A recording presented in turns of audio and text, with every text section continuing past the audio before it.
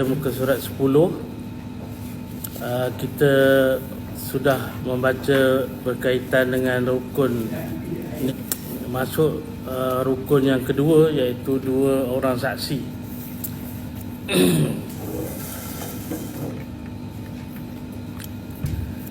Bermula rukun yang kedua itu 2 syahid.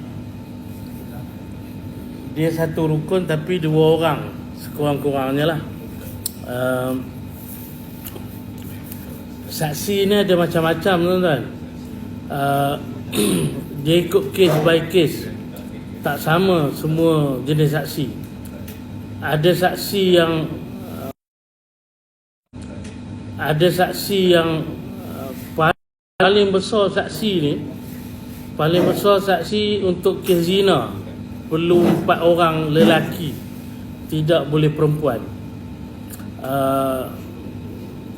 Perhalusan untuk saksi ni pun kita perlu juga tahu.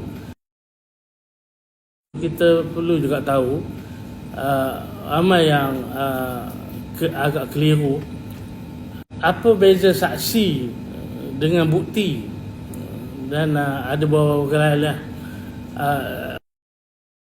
Banyak berkaitan saksi ni apabila berkaitan dengan fiqhul jinayat, fiqh jenayah atau perundangan. Saksi salah satu daripada disebut turuqul isbat, cara-cara mensabitkan sesuatu perkara.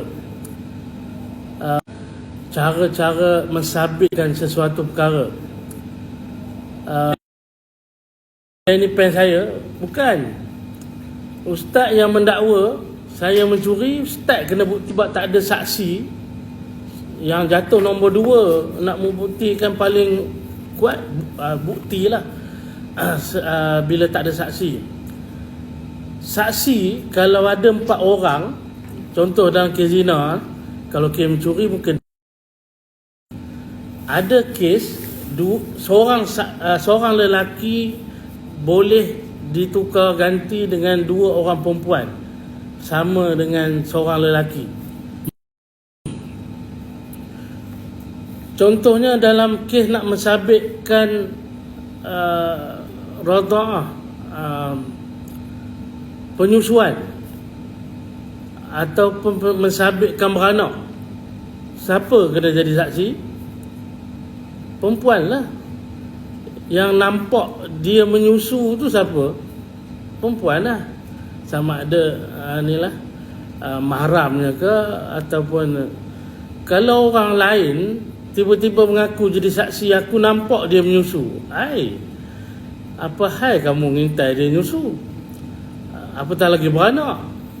Kan, itu lagi bahaya. Jadi saksi kena ikut case by case. Berapa saksi? Tengok case juga. Cuma yang kita popular di kalangan masyarakat, 4 orang saksi lelaki sahaja bagi kes zina. Apa beza saksi dengan bukti ni? Saksi bila ada 4 orang yang adil. Sebab itu nak cari adil ni memang susah lah, berat. Tapi bila ada, masyarakat pun tahu memang adil dia orang 4 orang ni. Dia confirm, sabit sesabit-sabit.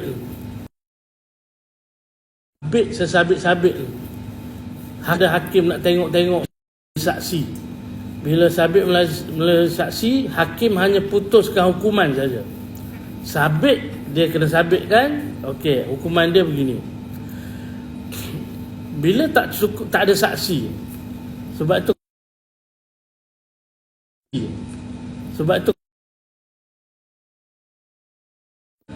yang kedua, cara pensabitan yang kedua kuatnya adalah bukti. Bukti ni macam-macam lah, termasuk nombor bilik, daftar hotel, tilam.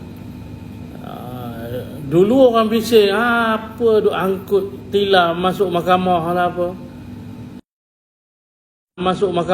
apa.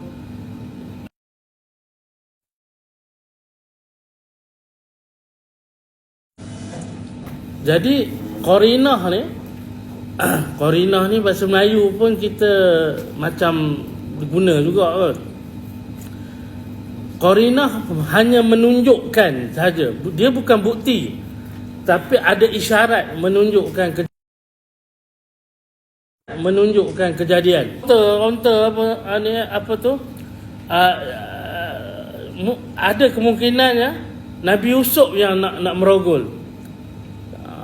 Jadi mangsa tu meronta-ronta, pegang baju, terkoyak baju Yusuf di depan. Tapi tak, Qarinah tak macam tu.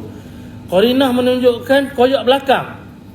Takkan perogol pula pergi pusing ni ke apa, tarik baju aku. Tak. Maknanya confirm Nabi Yusuf nak lari, Zulaikha yang tarik baju sampai koyak. Itu dia bukan bukti kukuh, tetapi ada isyarat menunjukkan begitu. Itu Qarinah. Jadi itulah yang dua asas ni tadi. Syahadah yang paling kuat, mesti ada 4 orang yang adil. Sebab tu disebut dia beza, dia bukan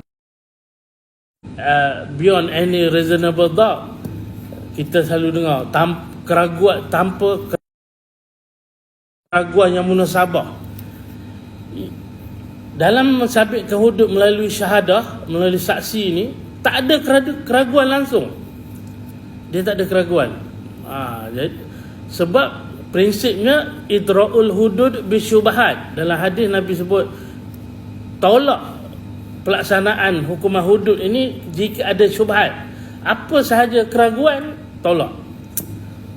Tapi tolak bukan makna lepas. Itu pun kita kena bezakan.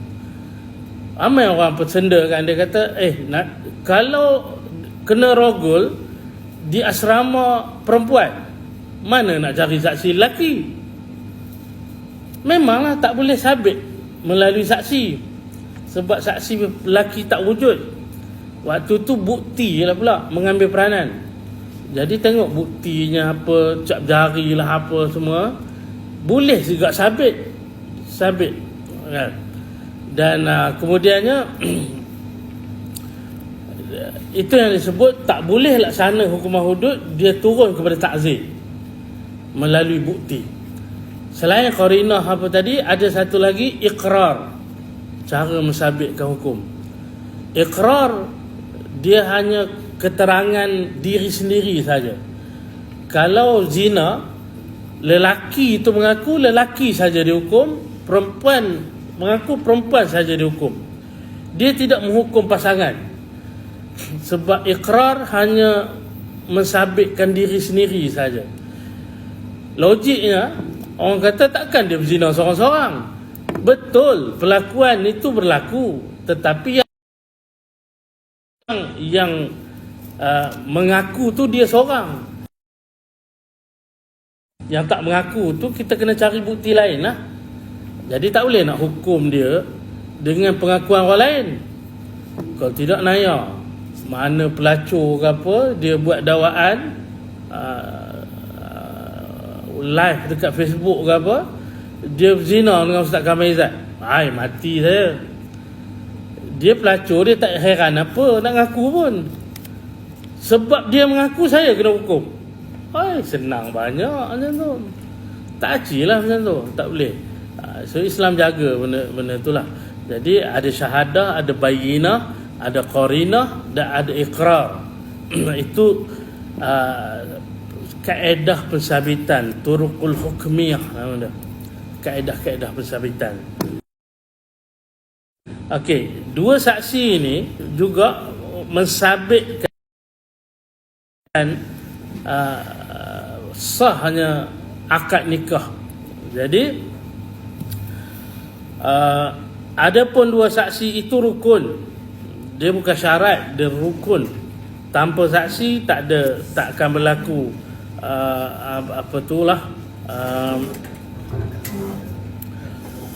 takkan berlaku pernikahan.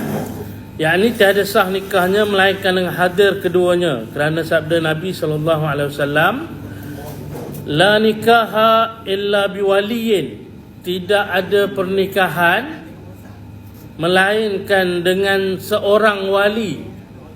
illa biwaliyin, dengan seorang wali, wa syahidai adlin, dan 2 orang saksi yang adil. Memang Nabi sebut adil syarat dia. Wali itu tak sebut adil, kan? Wali seorang wali saja, dan 2 orang saksi yang adil. Wa makana min nikahin ala ghairi zalika fa huwa batil, dan tiada sah nikah itu melainkan dengan wali dan 2 saksi yang adil keduanya, dan barang yang ada nikah atas lain daripada demikian itu maka iaitu batil. Okey, maka